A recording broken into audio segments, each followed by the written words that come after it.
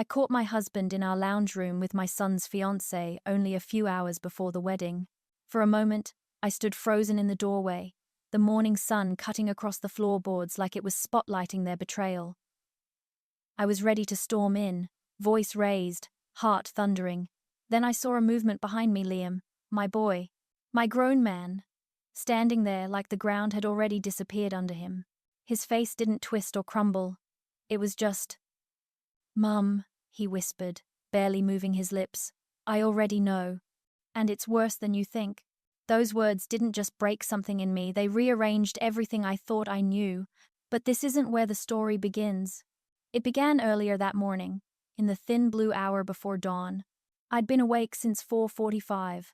Our house sits on the edge of the Sunshine Coast hinterland, a rambling old Queenslander we spent half our lives doing up. Big verandas, a yard full of gum trees, and enough space between neighbors for birdsong to be louder than traffic. The kind of home you build for your family, imagining Christmases, birthdays, maybe even grandkids running barefoot across the decking. That morning, though, it didn't feel peaceful. It felt unsettled, like the house knew something before I did.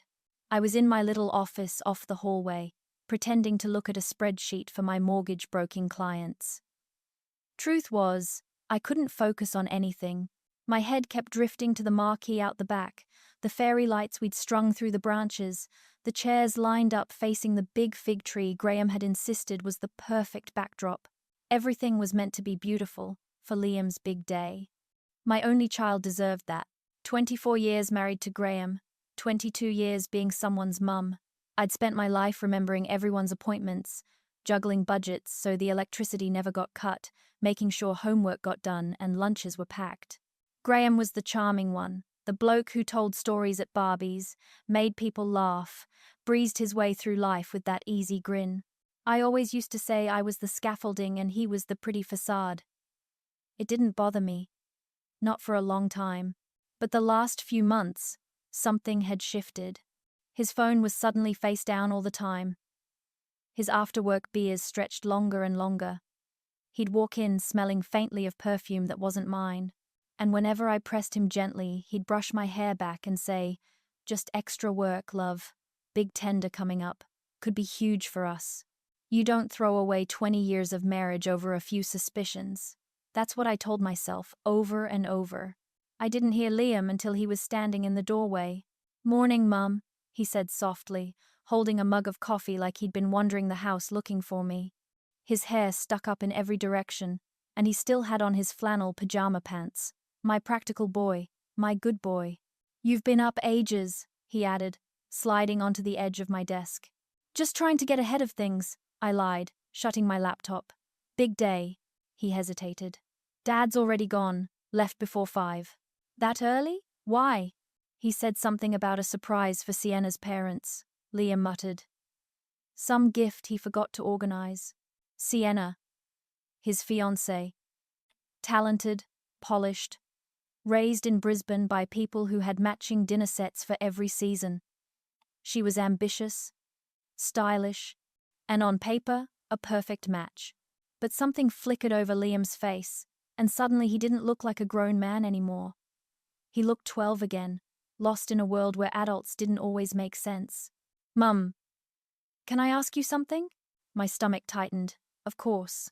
He stared into the coffee, slowly circling the mug. "Do you think Sienna really loves me?" The question knocked the air out of me. "Love? Why would you ask that? It's your wedding day." "I know," he said, jaw tensing. "But sometimes, it feels like I'm the sensible choice. The safe one. Like she's ticking off a list." He swallowed hard. "And she's been spending a lot of time with Dad lately, talking about investments, plans. She says he's mentoring her." My chest went cold.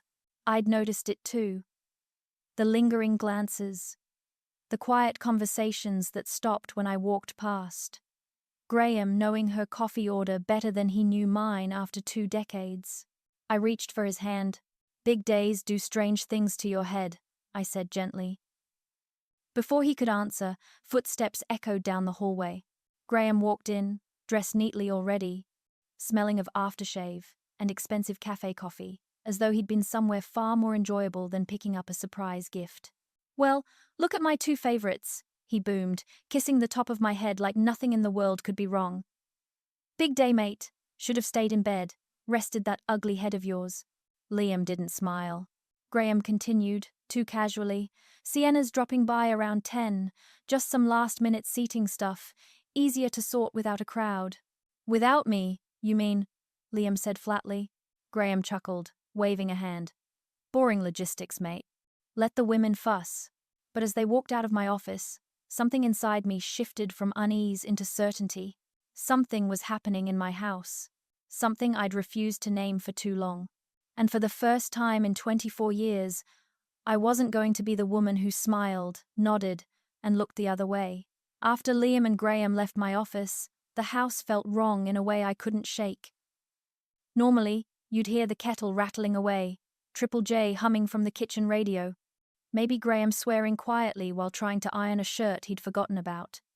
But that morning, the place sat in a kind of odd silence, like the whole house was waiting for something I hadn't been told. I tried keeping busy. It's what you do when your mind won't settle. I wiped down bench tops that didn't need it, straightened the linen napkins for the reception, moved the native bouquets around the dining table as though shifting them half an inch might settle the nerves twisting through me. My hands looked calm, steady as ever, but inside, everything rattled. What Liam had said kept looping in my head. "Sometimes I think she's in love with someone else." He hadn't said it like a man with cold feet. He'd said it like someone who'd stumbled across a truth he wished he hadn't found. At 9:58, I heard tires crunching on the gravel. I didn't need to check Sienna always parked too close to the garden bed. Still, I drifted toward the kitchen window, the way worry makes you do things you're not proud of. She stepped out looking effortlessly put together, as she always did. Fitted jeans, cream top, hair in a loose bun that probably took her 3 seconds to tie. She adjusted her lipstick in the side mirror, then walked up the path with a confidence that made my heart thud. I should have stayed inside. Made a cuppa. Trusted my husband. Trusted the woman. My son was about to marry. But that small, stubborn instinct, the one wives grow after years of noticing things no one else sees, tugged at me. Before I knew it, I'd slipped out the laundry door and circled to the side of the house, crouching behind the bottle brush bushes by the lounge room windows. I must have looked ridiculous, a middle-aged woman in her dressing gown, kneeling in the dirt. But none of that mattered. I needed the truth, however ugly it was. Through the big pane window, everything unfolded plain as day. Graham opened the door for her. She smiled, not a polite smile. Not the kind you give your future father-in-law. It was familiar. Comfortable. Too comfortable. His hand brushed the small of her back as he let her in, and she leaned into it as if it was the most natural thing in the world. My throat tightened. They walked through to the lounge. The same room where Liam had opened birthday presents, where we'd watched footy, where we'd hung stockings every Christmas. A room filled with our life. Yet standing there, they looked like people who'd claimed it for themselves. Graham poured her a drink. At 10 in the morning. They spoke quietly, too close, smiling in that way people do when they're sharing something they shouldn't be sharing. And then Graham laughed. Not his usual big tradie laugh, the one that boomed across the backyard whenever he burnt the snags on the Barbie. No. This was softer. Private. A laugh I hadn't heard directed at me in years. My breath caught in my throat. Sienna reached up and brushed something from his shirt, her fingers lingering a moment too long. A pressure built behind my ribs. Enough was enough. I rose from behind the bushes, soil clinging to my knees, ready to march through the door and put an end to whatever this was, wedding or not. Let the day unravel. Let people talk. Some things shouldn't stay hidden. But then I saw movement in the reflection on the glass. Upstairs, in the hallway, a figure stood perfectly still. Liam. He was watching them too. My knees nearly buckled. The sight of him, my boy, standing alone, taking in something no child, grown or not, should ever have to see. It cracked something deep in me. This wasn't just my hurt. It was his life coming apart right in front of him. Downstairs, Sienna tilted her chin upwards, and Graham kissed her. Not a mistake, not a confused moment, a deliberate kiss. On the morning of their wedding, My hands shook so hard I had to grip the dirt to steady myself. I pushed up from the ground, ready to burst through that door, heart pounding, words forming like fire. But before I could move, a hand closed around my forearm. I spun, breath sharp in my chest. It was Liam. He looked white, hollow, older somehow. His voice, when it came, was barely there. "Mum," he whispered. "Don't. Not yet. The woman I used to be, the one who avoided conflict, who patched every crack, who kept the peace even when she was breaking inside, would have asked why. But she'd been fading for a long time. What are we going to do, love?" I breathed. Liam swallowed, eyes still fixed on the window. "We're not stopping the wedding," he said quietly. "We're ending them." Liam didn't look like the boy I'd raised in that moment. He looked older, like someone who'd suddenly seen the world for what it was and couldn't unsee it. His jaw was set, his shoulders stiff, his eyes fixed on the house as though he was preparing himself for whatever came next. "We're not stopping the wedding," he said again, this time steadier. "Mum, we're going to do this properly." I stayed crouched in the damp dirt beside him, the bottle brush brushing against my sleeve. My dressing gown was soaked at the hem, but I barely felt it. "Love, we can't pretend everything's normal," I whispered.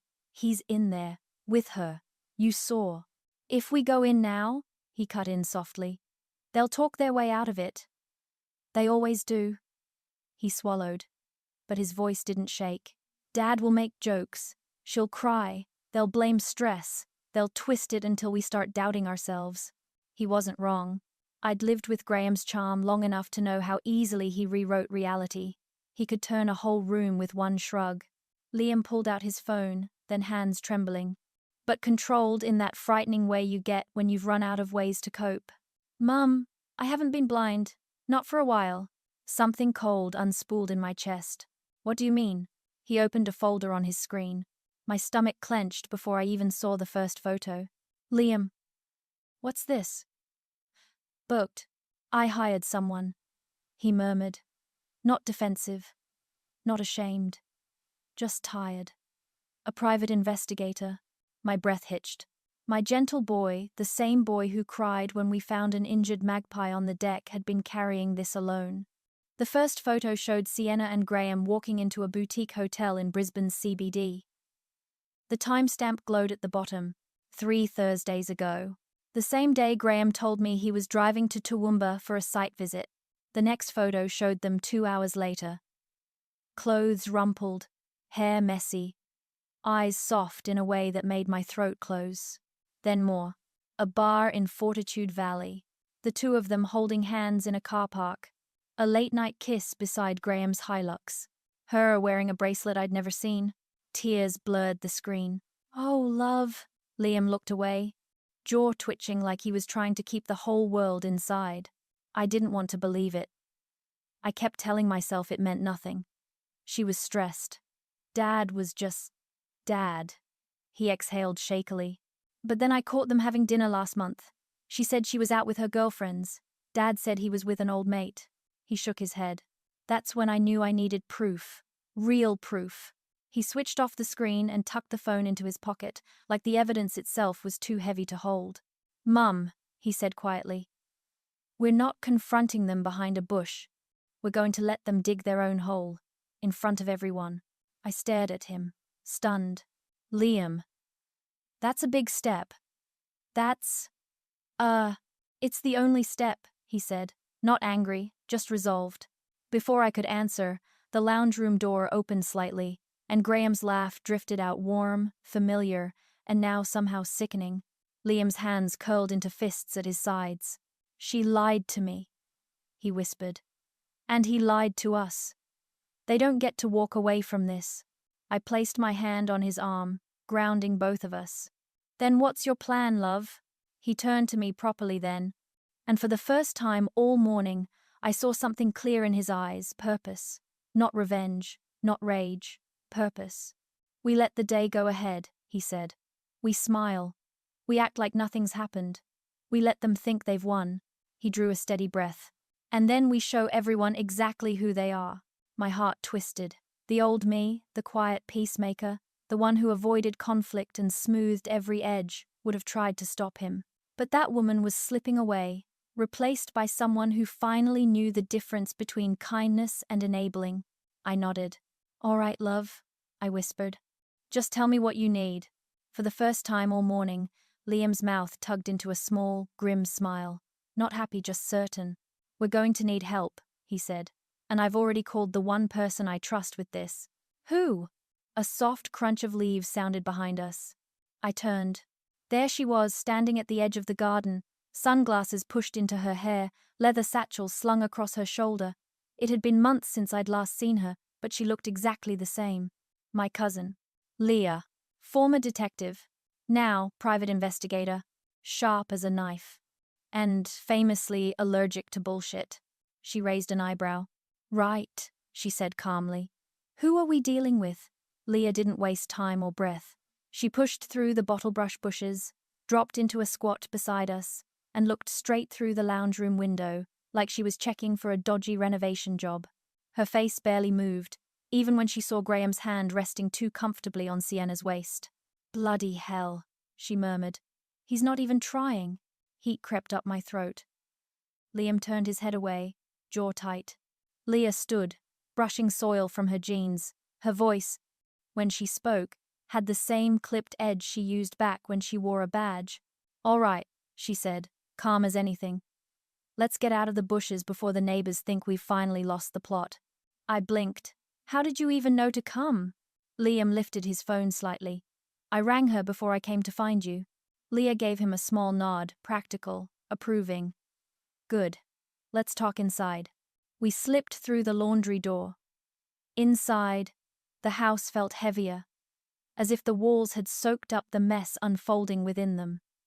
I shut the door gently, afraid the truth might echo if I let it slam. Leah headed straight for the dining table, the same one I'd polished for the grazing boards this morning, and set down her satchel. From it, she pulled a laptop, a notebook, and a hard drive covered in old stickers. "How long's this been happening?" she asked, already opening the laptop. "Over a month," Liam said quietly. "I've only got 4 weeks' worth of proof." Leah hummed under her breath, the same way she did when she was putting pieces together. "And you want this dealt with today?" She didn't say publicly. She didn't need to. It sat thick in the air between us. Liam didn't answer. Neither did I. Leah simply nodded and held out her hand. "Give me the files."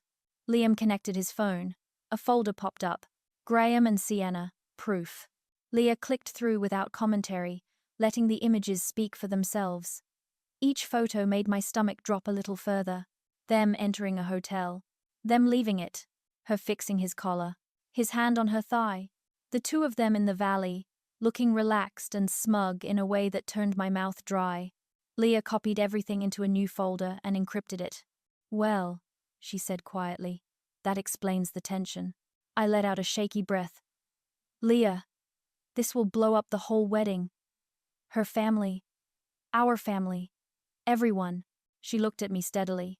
"Kaz," she said, voice softer than before. "You confronting Graham alone won't work. He'll talk in circles. He's always been good at it. And she'll follow his lead. You'll walk out feeling worse than you do now."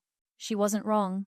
There'd been plenty of moments in 24 years when I'd walked away from a conversation with Graham feeling like I'd lost at a game I didn't know we were playing. Leah leaned her elbows on the table. "If this is coming out, it needs to come out clean. No screaming match in the kitchen. No chance for either of them to twist it." Liam nodded, rubbing his forehead. "So, what do we do?" Leah tapped her pen on the notebook, thinking. "Well, you've got a backyard full of tech set up for the reception.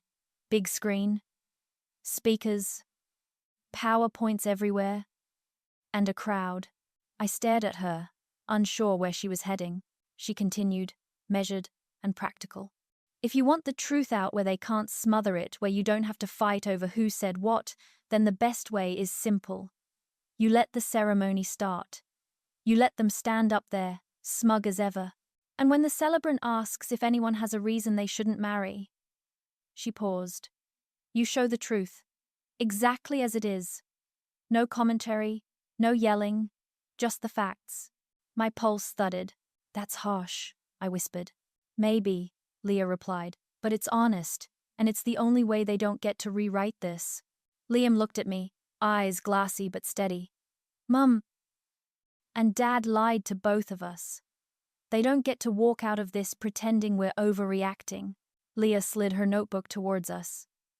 On it was a simple sketch of the backyard positions of chairs, the fig tree, the screen, the power cables. Nothing dramatic. Just logistics. You won't need much, she said. Just a remote for the screen and about 10 seconds of courage. I stared at the sketch, at the neat little squares she'd drawn for guests, at the spot under the fig tree where Liam should have been starting his life today. Something in me settled. Not anger, not revenge, just a clarity I hadn't felt in years. All right, I said quietly.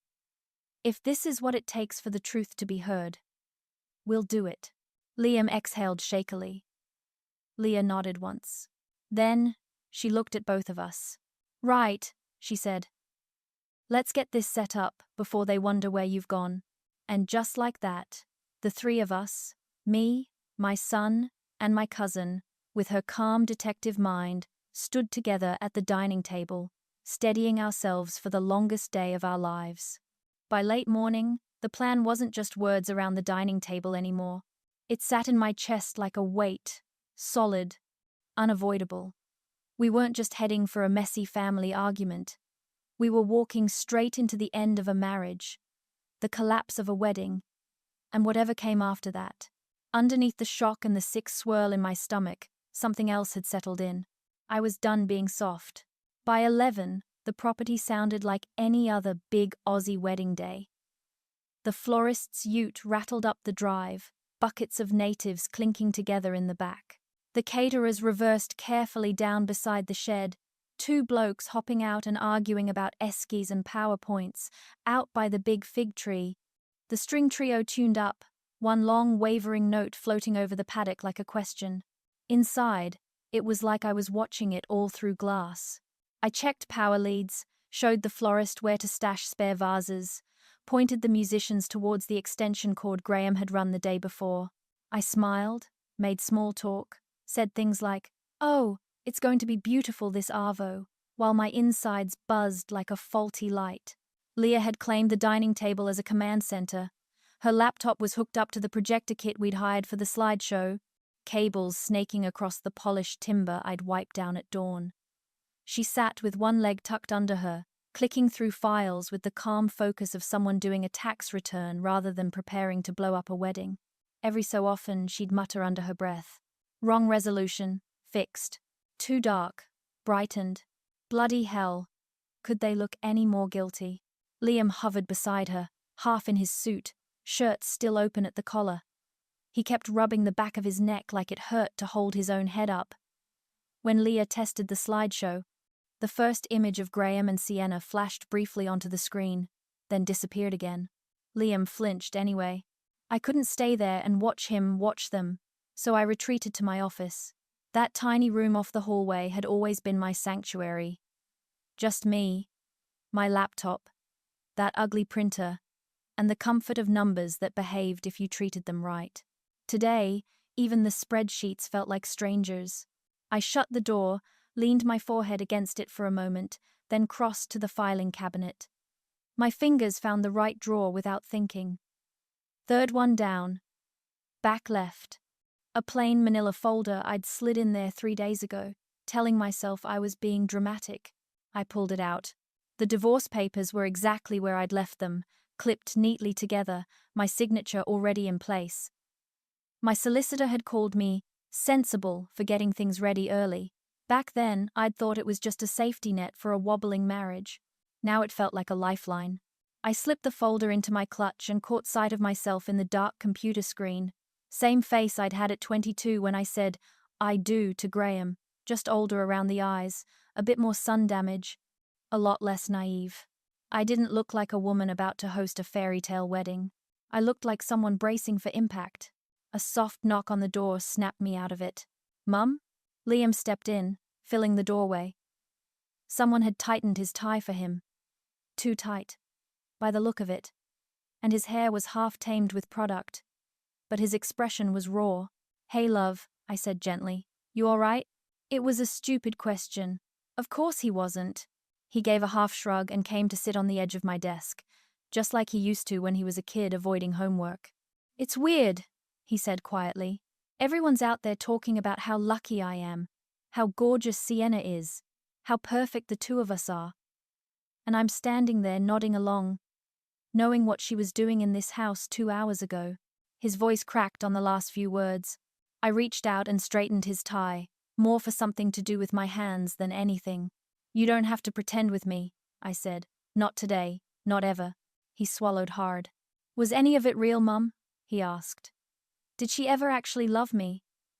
Or was I just convenient?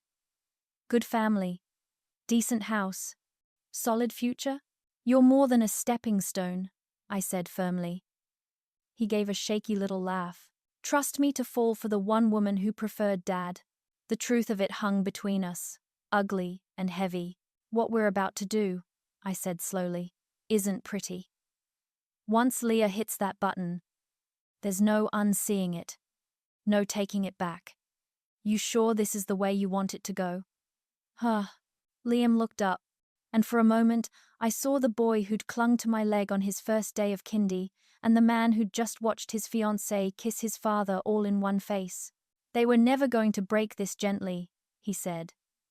"If we did it quietly, they'd twist it, make us look crazy, jealous, bitter. This way, the truth's out. No more pretending." I nodded, throat tight.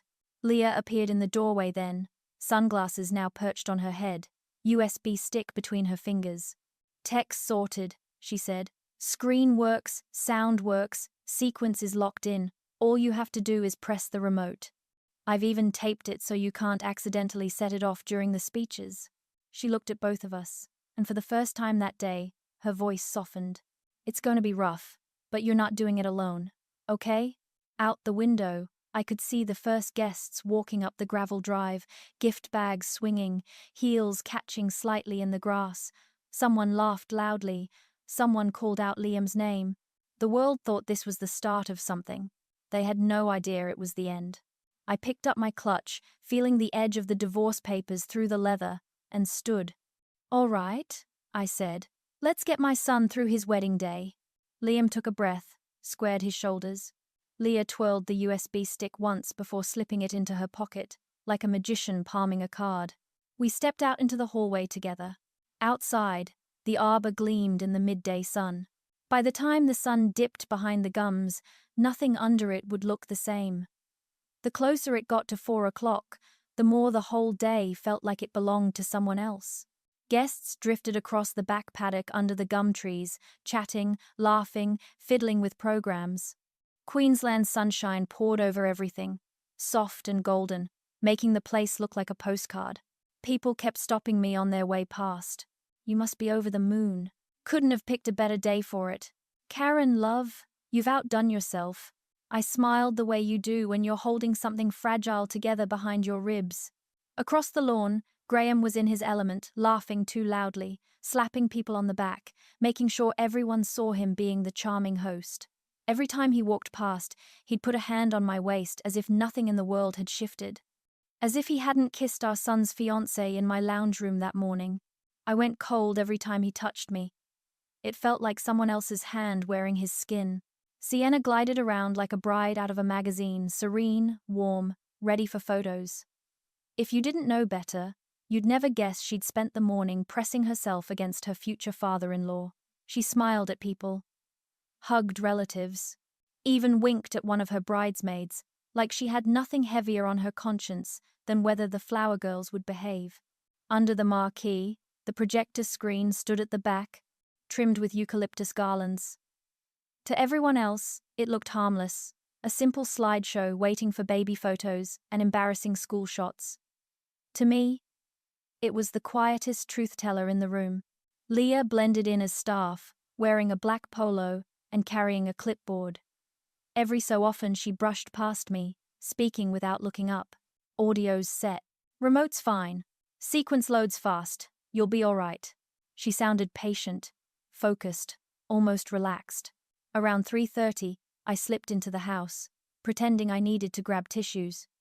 Truth was, the fresh air and the smiling faces were becoming too much. Inside, the silence pressed in thick and warm. I walked into my bedroom and shut the door behind me. In the mirror, I looked done up, polished hair neat, makeup steady, dress sitting exactly right. But my eyes, they looked older than they had this morning, sharper, like I'd finally stopped talking myself out of the truth. I opened my clutch. The divorce papers sat on top. Beneath them, the USB copy of the evidence. And beside that, a small black remote, nothing dramatic, nothing dangerous to anyone, except maybe to the lies that had been holding everything together. My hands shook slightly as I picked it up. "You all right, Kaz?" I turned. Leah was standing in the doorway, arms folded, sunglasses pushed into her hair. For the first time all day, she didn't look like she was running an operation. She just looked like someone who cared about me. "I'm nervous," I admitted. "Good," she said simply. "Means you're still human. They stopped feeling things a while ago." I let out a long breath. "This is going to change everything. For me. For Liam. For the whole family." Leah came closer, her voice low. "Sometimes things need changing. You've carried the load for long enough." I sat on the edge of the bed, smoothing the fabric of my dress. She crouched slightly so we were eye to eye. "I think you're doing what's necessary. And necessary isn't always comfortable.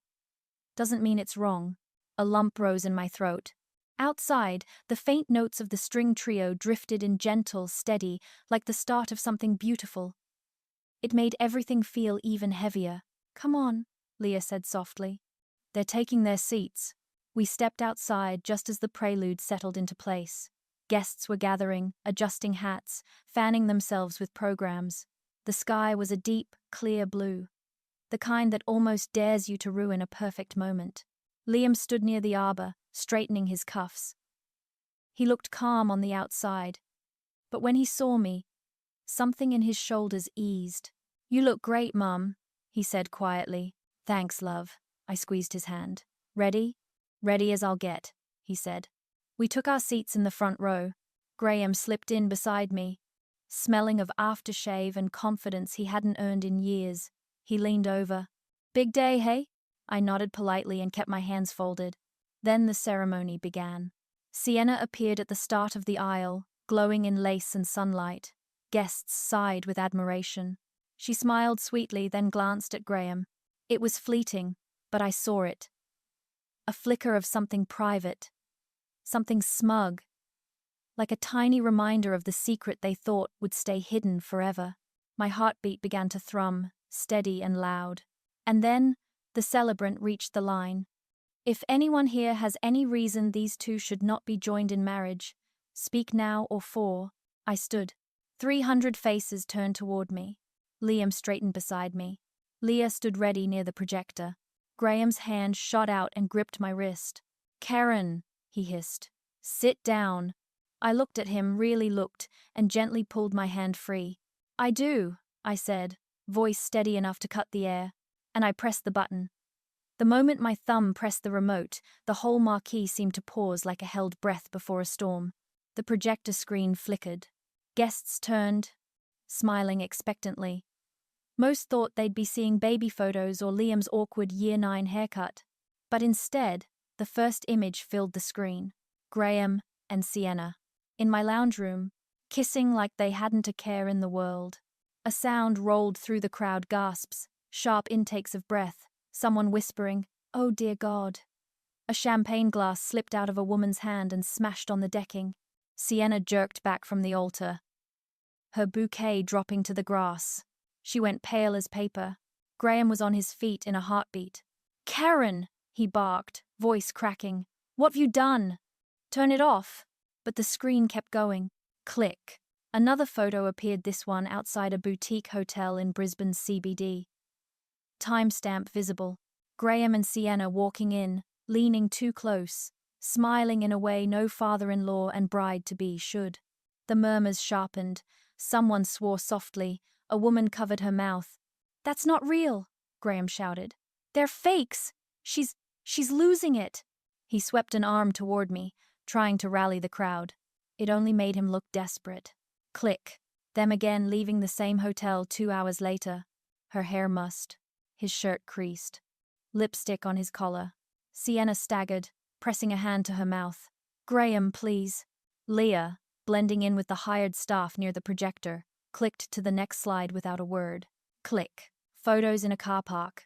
The two of them leaning into each other. His hand on her hip. Her fingers curled in his shirt. The noise in the marquee rose shocked, angry, disgusted. Oh no. You poor thing, Liam. During the wedding planning? How could they? She's been living in their house. Someone's great auntie muttered, Bloody hell. That's low.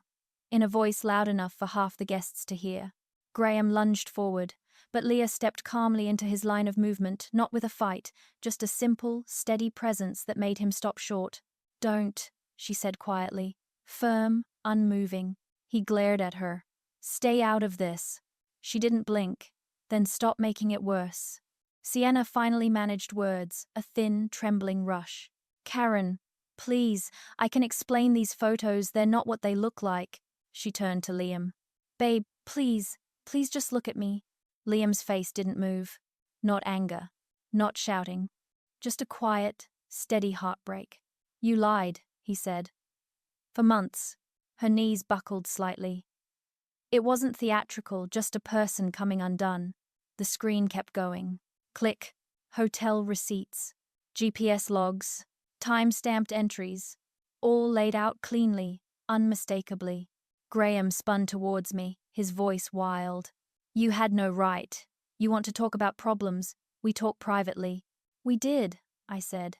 You lied every time. Click. Then the slide that emptied the air from the room. My signature.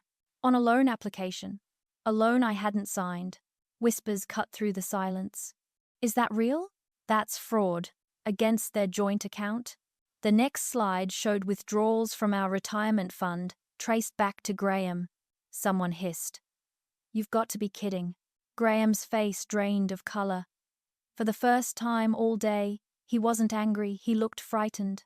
Kaz, he said, reaching toward me. Let's just talk. No, I said. Not anymore. Click. The final piece. Footage from a jeweler in Fortitude Valley. Graham, buying a necklace. $15,000. Paid using our joint credit account. The same necklace Sienna wore at her hen's night. A soft chorus of disgust swept the marquee. Oh, mate, that's unforgivable. Poor Liam. What a damn mess. Sienna's legs finally gave way. She sank onto the grass, shaking, tears streaking her makeup. Liam, please.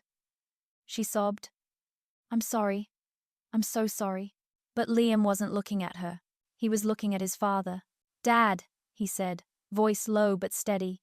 How could you do this to us? Graham opened his mouth. No excuses came out, just silence. He turned, as if looking for some exit, some way to explain, to charm, to spin anything. There wasn't one. The crowd had gone quiet in that particular Australian way, disappointed, unimpressed, done. He took a step back, wobbling slightly. I stayed still.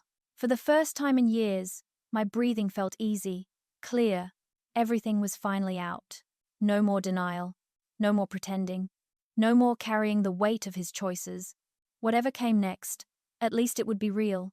And for the first time since sunrise, I felt free. Graham didn't fall hard so much as he simply ran out of ways to stay upright. 1 second he was trying to push past Leah, and the next he was on the grass, startled, winded, scrambling like he hadn't planned any of this through. A soft ripple went through the crowd, that involuntary noise Aussies make when someone takes a tumble. Not cruel, not amused, just uncomfortable. Leah didn't tower over him or anything dramatic. She just stepped back, arms folded, clipboard tucked against her chest, the way someone might stand near a drunk uncle at Christmas alert, unimpressed, but not picking a fight. Take a breath, mate, she said evenly. No one's chasing you. A few guests exchanged glances. Someone tutted quietly. Graham pushed himself up, bits of grass clinging to his shirt. His face was flushed, not from the fall but from being cornered by the truth. His eyes searched wildly first for me, then for Liam, then for any hole to crawl through. Karen, he said, breath tight. You've embarrassed me. In front of everyone, people I work with, old friends. You didn't need to do it like this. I met his gaze, calm. You did that all on your own. He opened his mouth to argue, but the murmurs around us cut him off. Reactions travelled across the marquee like the tide turning. Sienna was still on the grass where she'd sunk earlier, hands over her face, shoulders shaking. Her mother rushed over, crouching beside her. Sienna, look at me. Mrs. Harris whispered, voice trembling. Tell me this isn't true. It wasn't meant to happen like this, Sienna choked. Mum, I didn't mean I didn't think. She broke off, unable to finish. Her father rose from his seat with the quiet authority of a man who rarely raises his voice because he never needs to. He walked toward Graham, each step measured. You were meant to be a steady influence, he said, not loudly, but it carried. A father. A husband. And this is what you chose to be instead. Graham flinched under the weight of it. Look, I'm sorry, he muttered. Things got complicated. That's one word for it, Mr. Harris replied. Behind him, someone murmured, complicated? That's a way to spin it. Liam stepped forward then. He didn't shout or rush. He just moved to where Graham could see him clearly. There was something heartbreakingly grown up in the way he stood quiet, steady, bracing himself. Dad, Liam said softly, just tell me the truth. Was anything real? Our family? Mum? Me? Any of it? Graham's mouth opened, but no sound came. For the first time that day, he looked smaller than the mess he'd made a man who'd used excuses for so long he didn't have any left. Liam, I didn't mean to hurt you, he finally managed. Liam nodded once, not cruelly, just resigned. That's not the same as not doing it. Sienna reached out a hand toward him, still shaking. Liam, please, I know I've made mistakes, but we can talk. He didn't even turn. We're done, Sienna. She let out a broken noise, burying her face in her mother's shoulder. By now, the whole event had stalled into an uneasy hush. The string trio had their instruments down, the celebrant looked like someone had unplugged him. The caterers hovered at the edge of the marquee, unsure if they should keep prepping or abandon ship.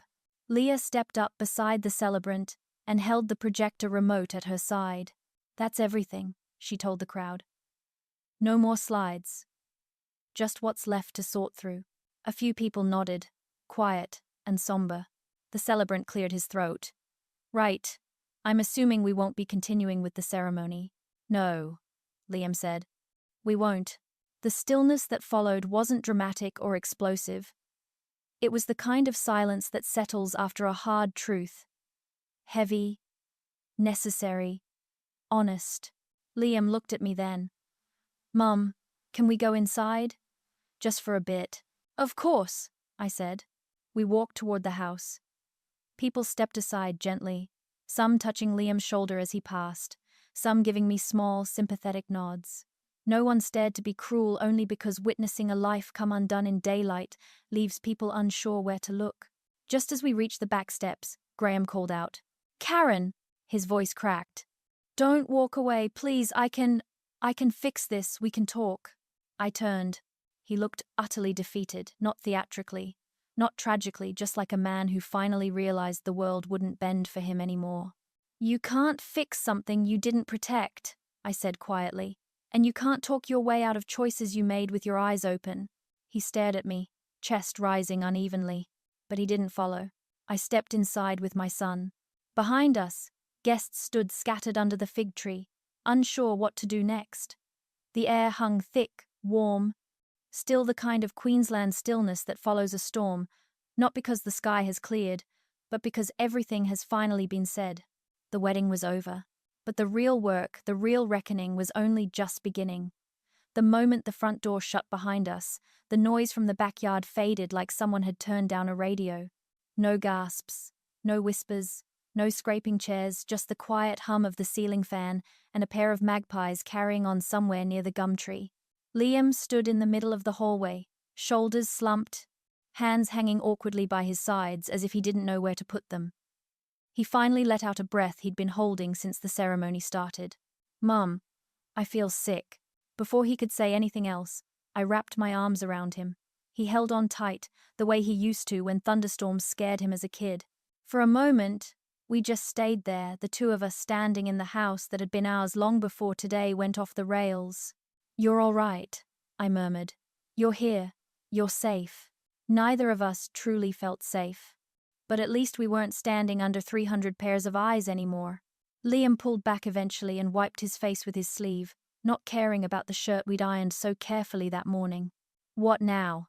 he asked, voice rough. "We breathe first," I said.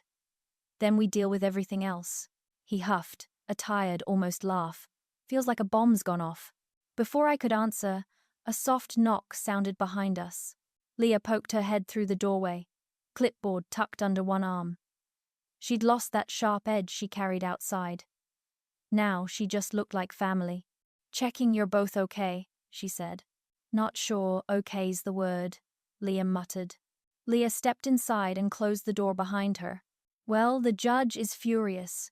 The guests are heading off, a few of your cousins are helping pack up, and the musicians are debating whether they still get paid, which honestly might be the most normal conversation happening out there." A small, unexpected laugh caught in my throat.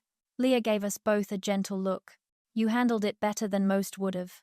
Liam sat down heavily at the dining table, the very one we'd set for a celebration that never arrived.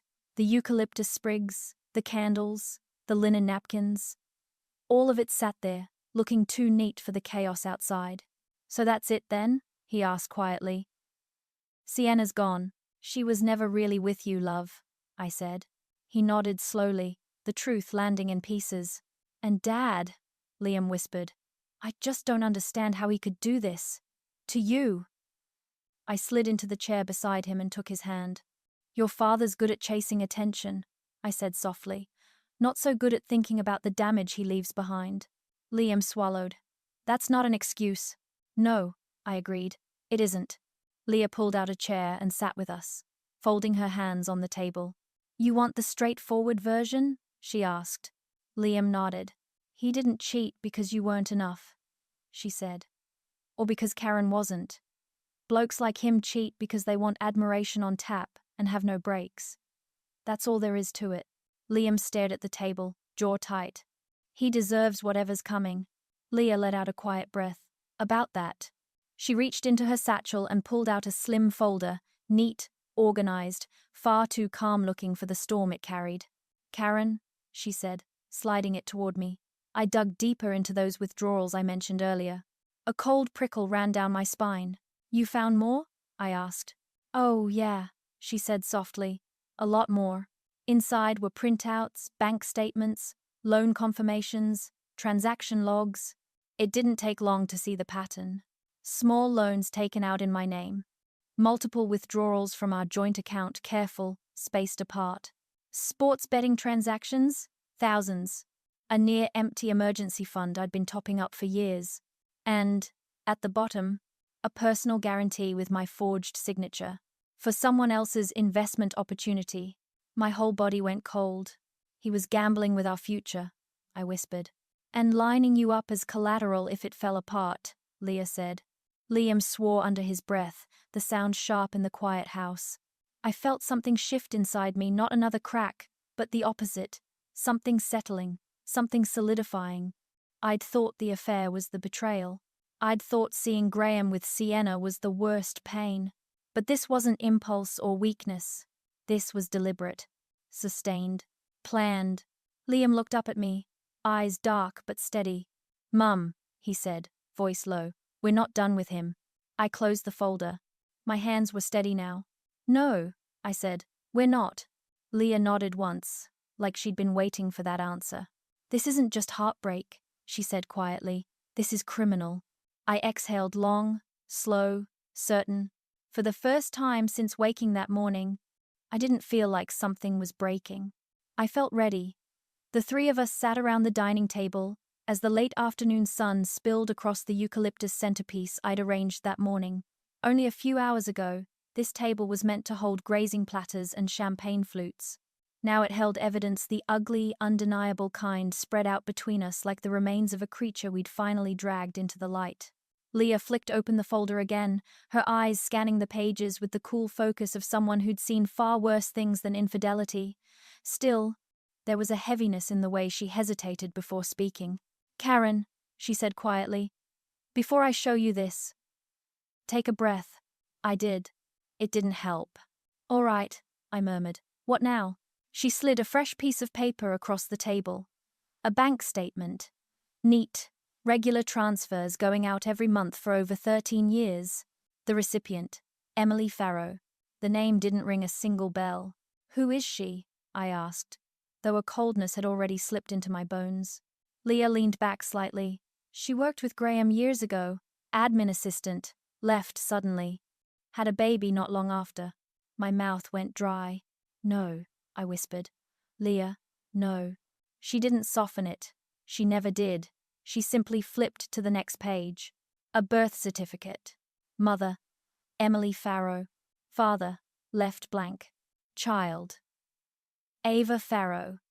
Age 12. Then she placed a final sheet beside it, a preliminary DNA comparison. Paternity probability, 99.998%. For a moment, the room just faded. Not violently. Not dramatically. More like someone had wiped the color out of the world and left everything in shades of gray. The tick of the ceiling fan sounded too loud. The lemon myrtle candle on the bench smelled suddenly nauseating. Liam stared at the page as though it might rearrange itself into something less devastating. "He has a kid," he said, voice thin. A quiet exhale rose in my chest, then collapsed into nothing. "A daughter," I murmured. "A little girl." And that was the part that gutted me, not the betrayal of me, not the betrayal of Liam, not even the years of lies. It was the idea of a child growing up in the shadows of my marriage. A child he'd hidden, funded with our money, but never claimed. "What kind of man," I said softly, "raises one child in the open and hides another in the dark?" Liam's voice cracked. "Was anything he did for us real?" "Oh, love," I said, reaching for his hand. "His choices were never about your worth." He looked down, jaw tight. "So, he wasn't just cheating on you. He was cheating on me too." Leah closed the folder gently, as if even she felt the need to show that small mercy. "This goes beyond infidelity," she said. "He's engaged in long-term deception, identity misuse, and financial fraud. And now we've got a child involved who didn't ask for any of this." My stomach twisted. "How much does the mother know?" "Enough," Leah replied. "Not everything, but enough to keep her daughter stable. She's never asked him for public acknowledgement, probably because she didn't want her kid tangled in his mess." I rubbed my temples. "What happens now?" Leah's tone shifted, calm, measured, ex-detective mode. "You protect yourself, legally and financially. Graham's been siphoning money for years. These transfers were only the clean part of the trail." Liam blinked. "What do you mean, clean part?" She pulled out several more sheets, loan applications, online betting transactions, forged signatures that looked close to mine but wrong around the curves. "He's been gambling," Leah said. "Sports bets, mostly. Thousands lost. He's taken out small loans under your name, just under the threshold that triggers formal checks. Classic pattern of someone trying to hide a second life." I felt something inside me go still. Not broken, just still. "I thought the affair was the worst of it," I said softly. "I thought seeing them together today was rock bottom." "It wasn't," Leah replied. "This is." Liam dragged both hands through his hair. "So what do we do?" Leah nodded toward the folder. "First, we secure your finances. Then we decide how to handle the child situation. Emily might reach out. She might not. But the girl Ava, she's innocent.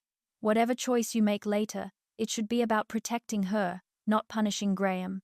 Av, 12 years old. Somewhere in Ipswich, probably watching TV or finishing homework, completely unaware her father's life was exploding. My chest ached. Liam let out a shaky breath. "Just this morning I thought I was getting married. Now I've got a half-sister." I tried to smile. It came out wobbly. "She might be lovely. She might be feral," he said weakly. We both laughed. A small, pitiful sound, but it was something. Leah stood and gathered the papers. All right. Grieving time's over, she said gently. Next step is making sure Graham can't drag either of you down with him. I nodded slowly. Shock still sat in my chest like a stone, but beneath it somewhere deeper a quiet resolve was forming. He's taken enough from us, I said. He doesn't get to take any more. Leah gave a firm nod. Good, because what I'm about to show you next, she tapped the thickest section of the folder, is the part you won't like one bit. And for the first time since the whole nightmare began, I didn't flinch. I braced. I was ready. I didn't sleep much that night. Not from adrenaline anymore, or the echo of gasps under the fig tree, but from the weight of what Leah had laid on the table. The forged signatures, the gambling, the attempted sale of our home. And then the part that kept pulling me back awake every time I drifted off. A 12-year-old girl in Ipswich who shared my husband's DNA. By the time morning crept in, I'd made one decision. If this child existed because of Graham's selfishness, then the very least I could do was make sure she wasn't swallowed by the same mess. Leah organized it all. She rang Emily, spoke in that calm, professional tone she used when dealing with victims and suspects alike, then poked her head into my bedroom. Cafe in Ipswich, she said. Tomorrow, 11. Neutral ground, decent coffee, good parking. I swallowed. She agreed that easily? She sounded tired, Leah replied. Not surprised, not angry, just done. Like you. I lay awake most of the night before the meeting, listening to the frogs out by the dam and the distant hum of the Bruce Highway. At 4 a.m, I gave up, made tea, and sat at the kitchen table with the divorce papers in front of me. I signed the last page properly this time. My hand was steady. The next day, Liam insisted on coming with us. I offered to let him stay home, but he shook his head. If I've got a sister, Mum, he said quietly, I'm meeting her. I don't care how awkward it is. So we drove to Ipswich together, me, Liam, and Leah behind the wheel, her sunglasses on and a travel mug of coffee wedged in the cup holder. The radio murmured quietly, some talkback about footy scores. None of us really listened. Halfway there, Liam spoke, eyes still fixed on the road ahead. What if she hates us? He asked. She doesn't know us, I said. She might hate the idea of us. Or of him. That's allowed. He nodded slowly.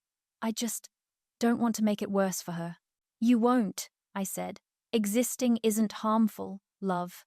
Graham's choices were. Leah snorted softly. He's got a real talent for making everyone feel guilty except himself. We pulled into the cafe car park just before 11. It was one of those places tucked in near a roundabout, big windows, pot plants out the front, chalkboard sign promising real coffee, no nonsense. Fitting.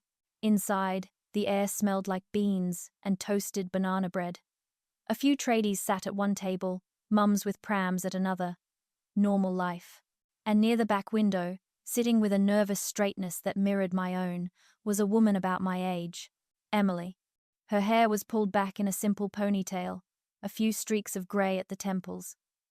She wore a faded denim jacket and a floral dress that had seen better days. There was nothing flashy about her, no expensive jewelry, no designer handbag, just tired eyes and a polite, guarded expression. Next to her sat a girl with long dark hair and a school jumper tied around her waist. She was fiddling with a straw wrapper, twisting it into knots. Ava, my husband's daughter, my son's half-sister. My throat tightened. Hi, Emily said, standing as we approached. Her voice was soft but controlled. You must be Karen. I nodded. Yes. Thank you for meeting me. Liam hovered at my shoulder, hands jammed in his pockets. I'm Liam. Emily's gaze flicked to him, something complicated passing through her eyes. Then she looked at Leah.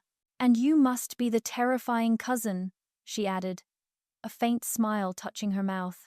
Leah grinned, guilty. We all sat down. For a moment, no one spoke. The clink of cups and hiss of the coffee machine filled the gap. Ava glanced up at me, then at Liam, then back at her straw. Hi, she said finally, voice small. Hi, love, I replied. Thanks for coming. I know this is a lot. She shrugged, eyes sliding away. Mum said I could decide. I wanted to see what you looked like. Right, I said, letting out a breath I hadn't realized I'd been holding. Fair enough. Emily wrapped her hands around her mug. First things first, she said, looking me in the eye. I'm sorry you've had the week from hell. I didn't plan on my part in it blowing up on your son's wedding day. You didn't set off that slideshow, I said. Graham and Sienna earned that. She nodded, lips pressing together. I met him years ago, she said. He told me he was separated. Said things were complicated. I was stupid enough to believe him for a while. When I fell pregnant and he finally admitted he had a wife and a son, I told him to get stuffed and raised Ava on my own. The money he sent over the years wasn't some generous act. It was the bare minimum I demanded so she could have school shoes and lunch without me selling organs. Ava flushed. Mum, it's the truth, Emily said gently. You deserve the truth now. I swallowed hard. I don't blame you, I said. You didn't take vows with me. He did. She gave a tired half smile. Wish I'd known that version of you back then, she said. Might have saved us both some heartache. Liam cleared his throat. Ava, he said, voice tentative. I know this is weird. I just wanted you to know I'm not angry at you. Or your mum. I'm angry at him. She looked at him properly then.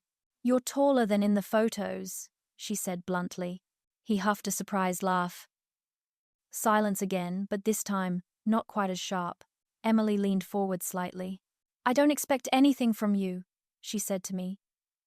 Not responsibility. I just wanted you to see her. Once. With your own eyes. To know she isn't some dirty secret. She's a real person. A good one. And she didn't ask for any of this. I felt my eyes sting. I'm glad I've met her, I said. And I'm glad she has you. Ava fiddled with her straw again. Does he talk about me? She asked suddenly. Graham, the question sliced through me. Liam and I exchanged a look.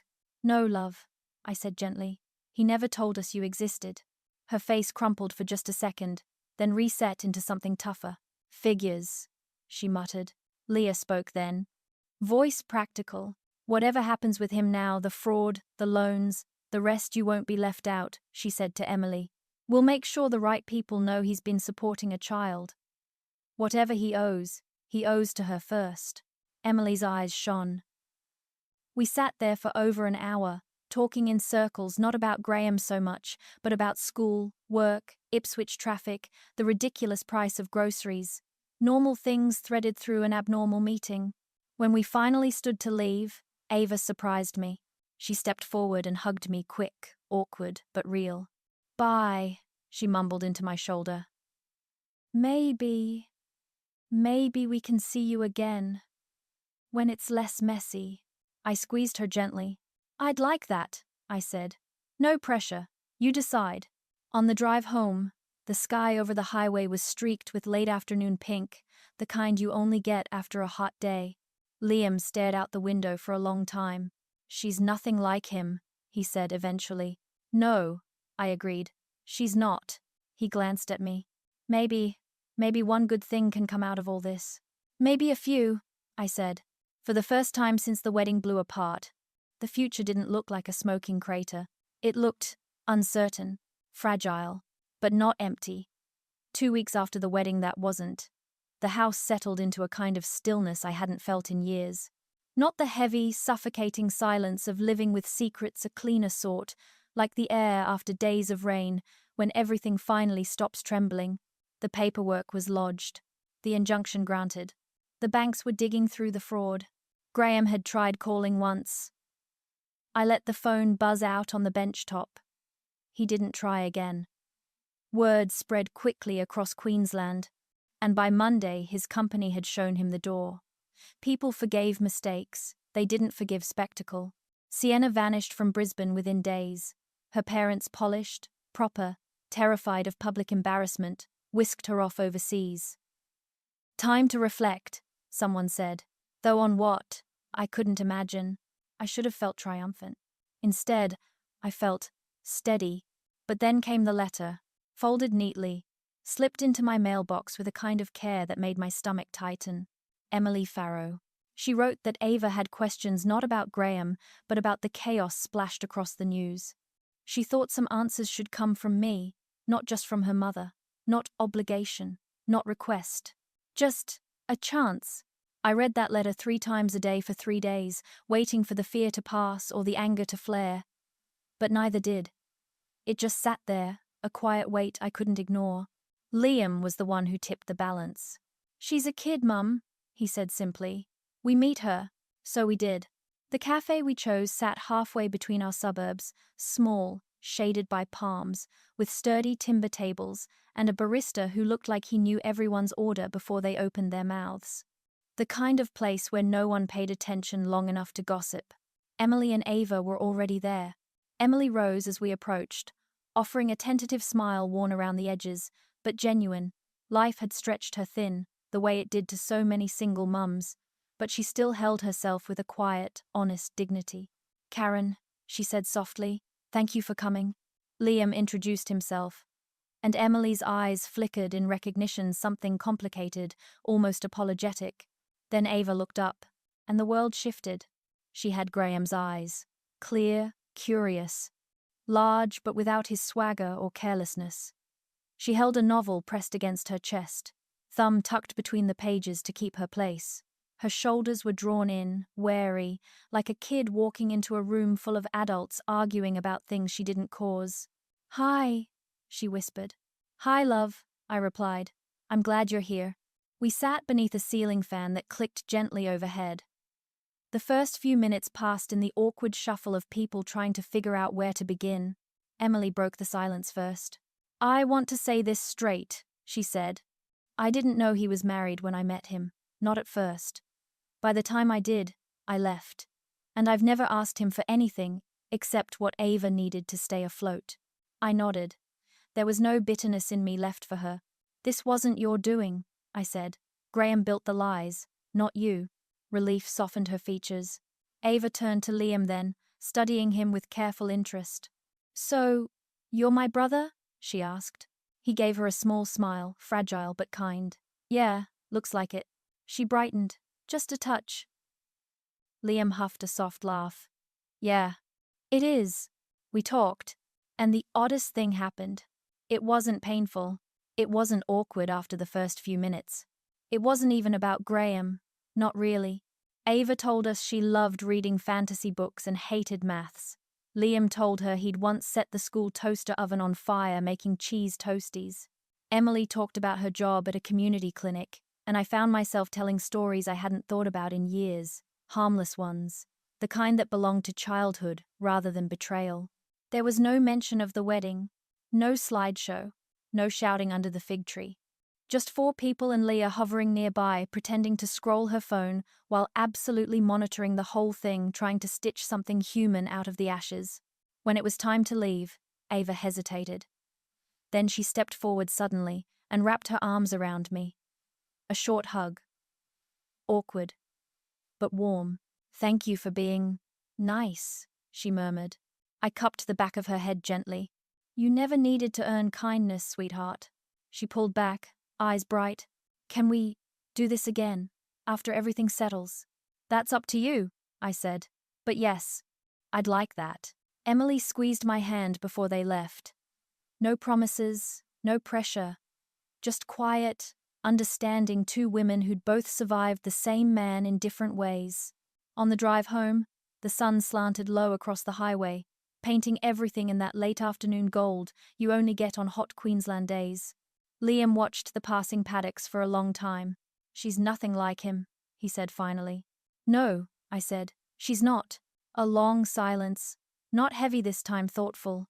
"Mum, do you think maybe something good can come out of all this?" I looked at him, older now.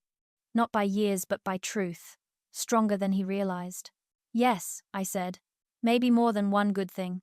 When we pulled into the driveway, the house looked the same as it always had. White weatherboards, wide veranda, the gum tree swaying in the afternoon breeze. But something in me had shifted. For the first time in decades, my future didn't hinge on whether Graham stayed, apologized, or changed. It hinged on me, on my son, on the quiet possibility of healing, slow, uncertain, real. The life I thought I had was gone. But the life I was building piece by imperfect piece finally felt like it belonged to me. And that was enough.